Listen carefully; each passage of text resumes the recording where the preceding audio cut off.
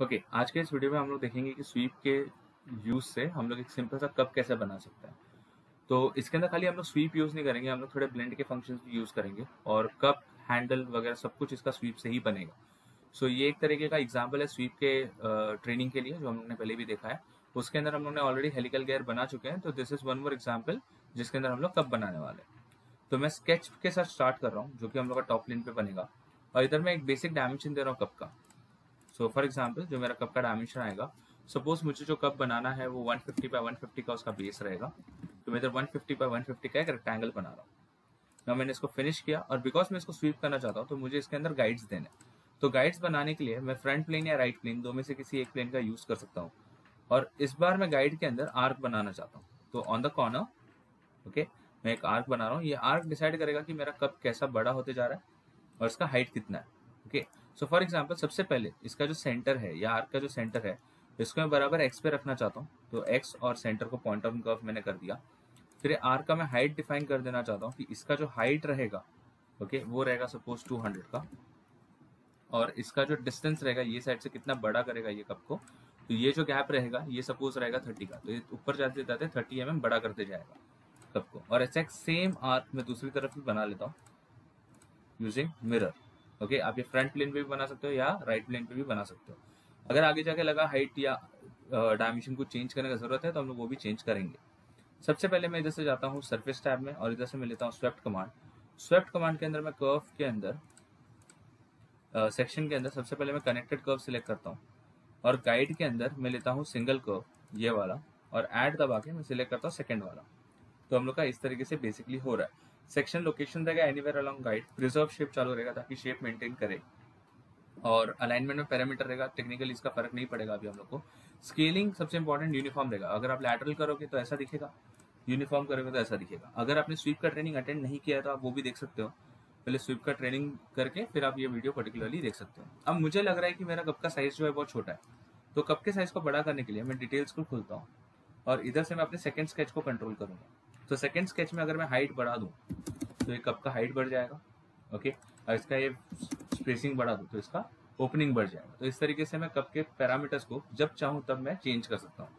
अब मुझे करना क्या है कि जो मेरा कप है पर्टिकुलरली, इधर मुझे रेडियस देना है, बट इधर रेडियस बड़ा होना चाहिए और नीचे जाते जाते रेडियस छोटा हो जाना चाहिए, वैसा रेडियस मुझे देना है। ऐसा मैं 4 बार करने वाला हूँ। तो 4 बार करने से अच्छा क्या रहेगा कि इधर मैं ट्रिम बॉडी फंक्शन को यूज करूँ। ओके, ट्रिम बॉडी फंक्शन हम लोग को होम टैब में मिलेगा। ट्रिम बॉडी फंक्शन से होगा क्या कि मैं इस पर्टिकुलर बॉडी को दो प्लेन्स के मदद से, कोई भी एक प्लेन की मदद से पहले एक बार फिर दूसरी बार करके खाली इसका एक क्वार्टर रखूंगा। मतलब ये पूरे बॉडी का खाली मैंने 1/4 हिस्सा रखा है ट्रिम बॉडी करके।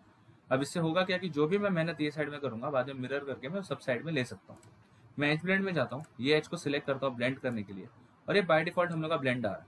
बट मैं इधर से जाता हूँ वेरिएबल रेडियस में, स्पेसिफाई पॉइंट में, एक पॉइंट में इसके एंडिंग में देता हूँ और एक पॉइंट में इसके स्टार्टिंग में देता हूँ।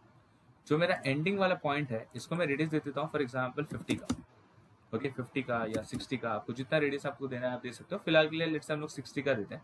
सॉफ्ट रेडियस हम लोग चालू कर देते हैं ताकि इसका रेडियस स्मूथ हो जाए। ओके, और नीचे की तरफ हम लोग सपोज रेडियस देना चाहते हैं इसको, जो 0.2 है इसका रेडियस में देना चाहता हूँ सपोज 20 का। तो नीचे की तरफ इसका रेडियस है 20 और ऊपर की तरफ इसका रेडियस है 60। अब मैं इसको ओके कर देता हूँ। अब ये 4 बार करने से अच्छा ये था कि मैं इसको एक ही बार इस जगह पे करके फिनिश करूँ। अब मैं मिरर ज्योमेट्री में जाता हूँ। पहले इस ज्योमेट्री को स्पेसिफाई प्लेन में इधर से मैं इन्फर्ट ऑप्शन पे रखता हूँ और ये वाला प्लेन सिलेक्ट करके अप्लाई। फिर ये दोनों ज्योमेट्री को स्पेसिफाई प्लेन में ये वाला प्लेन सिलेक्ट करके ओके। तो ये मेरे बॉडी वापस से मिरर हो गए और टेक्निकली मेरा ऐसा एक शेप बन गया। अभी अगर हम लोग को लग रहा है कि सॉफ्ट रेडियस चेंज थोड़ा ज्यादा हो गया तो सॉफ्ट रेडियस चेंज को हम लोग बंद भी कर सकते हैं, जैसे कि वो वापस से स्ट्रेट हो जाएगा। अगर ये बेटर लग रहा है तो ये आप यूज कर सकते हो, अगर वो बेटर लग रहा था तो वैसा आप यूज कर सकते हो। अब मैं यूनाइट कमांड में जाता हूँ और ये चारों को मैं एक साथ में यूनाइट कर लेता हूँ, ओके, ताकि हम लोग एक सिंगल ज्योमेट्री मिल जाए एट द एंड। अब इसके बाद हम लोग जाते हैं शेल में, और उसको हॉलो करने के लिए हम लोग उसको शेल कर देते हैं। Let's say with the thickness of 3।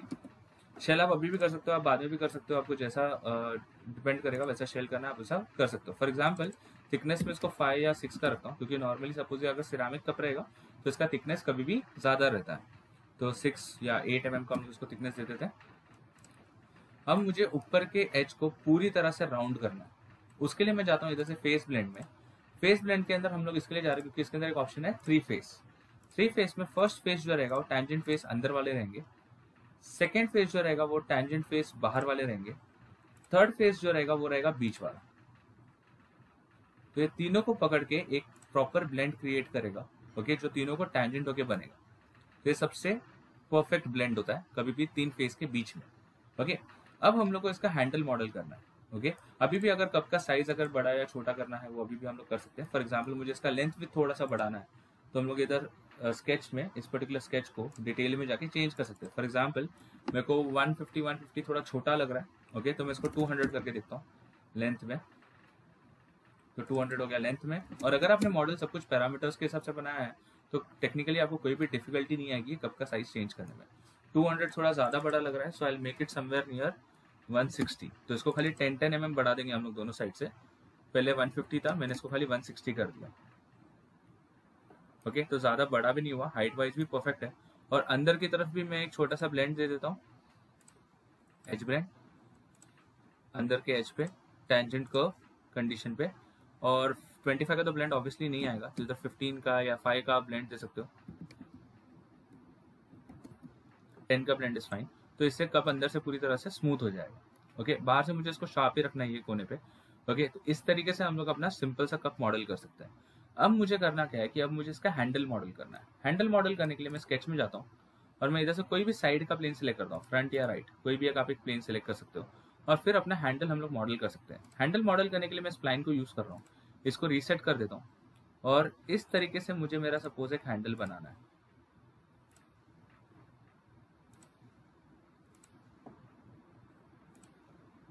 Okay. Suppose इस तरीके से मुझे मेरा एक हैंडल बनाना है, तो हम लोग अपने हिसाब से इसका हैंडल को मॉडल कर सकते हैं। तो फॉर एग्जांपल मुझे मेरा हैंडल लगभग ऐसा रखना है। अब ये स्प्लाइन जो है आप अपने हिसाब से बना सकते हो, आप उसको चेंज करना चाहो कुछ तो अपने हिसाब से चेंज कर सकते हो, बिकॉज इसके अंदर कोई पैरामीटर या कोई डायमेंशन नहीं है, ओके। तो मैंने अपना हैंडल का मॉडल डिसाइड कर लिया कि हैंडल का बेसिक शेप और या स्ट्रक्चर कैसा रहेगा। अब मैं चाहता हूँ इधर से सर्फेस टैब में, ओके, और सबसे पहले मैं स्केच बना लेता हूँ अपने गाइड के लिए। तो जैसे मैं ऑन पाथ लेता हूँ, ऑन पाथ मेरे को एकदम इधर एक स्केच बनाना है, तो बेसिकली ये मेरा हैंडल का स्केच रहेगा। तो फॉर एग्जाम्पल मुझे जो हैंडल के लिए स्केच बनाना है वो कुछ ऐसा बनाना है, मुझे एक वर्टिकल लाइन के जैसा कुछ चाहिए, ओके। ये लाइन को मुझे मेक श्योर करना है कि ये वर्टिकल हो। इसके दोनों एंड्स पे मैं सर्कल बना देता हूँ। अब इसको बड़ा बाय डिफॉल्ट बना सकते हो, बाद में इसको छोटा कर देंगे हम लोग। और फिर मैं इधर से ट्रिम कमांड लेके ये पार्ट को ट्रिम कर देता हूँ और ये दोनों पार्ट को मैं रेफरेंस में डाल देता हूँ। इसको मैं ट्रिम नहीं करूँगा बिकॉज सर्कल उस पर लोकेटेड है, तो अगर मैं उसको ट्रिम कर दूंगा तो फिर मेरा सर्कल का लोकेशन हिल जाएगा। तो इसको मैं विड्थ दे देता हूँ कि इसका जो मेरा विड्थ रहेगा पर्टिकुलरली, मतलब ये लाइन से लेके ये लाइन के बीच में का जो डिस्टेंस रहेगा मेरा, ठीक है, ये जो गैप मेरा रहेगा सपोज 10 का रहेगा, ज़्यादा बड़ा भी मुझे नहीं बनाना है इसको।